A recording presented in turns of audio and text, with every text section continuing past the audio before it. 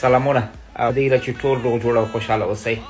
د هند کرکټ بورډ لخوا یا د هندوستان لخوا پاکستان ته یو بل سیاسي او ورزشي ګزار ټاکل شوی و.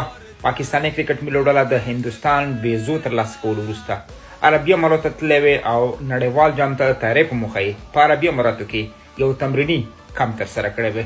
خو اوس پاکستان د هندوستان د ویزو د نه راتګ له کبله په عربي اماراتو کې دغه تمریني کمپ وځنډاوه او کینسل یې کړ.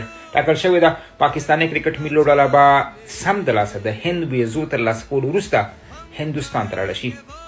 د پاکستان کرکټ ملي لوبډله د 10 ګډون کوونکو لوبډلو په قطار کې چې په نړیوال جام کې به لوبېږي یوازینۍ لوبډله ده چې تر اوسه یې د هندوستان ویزې نه دي ترلاسه کړي.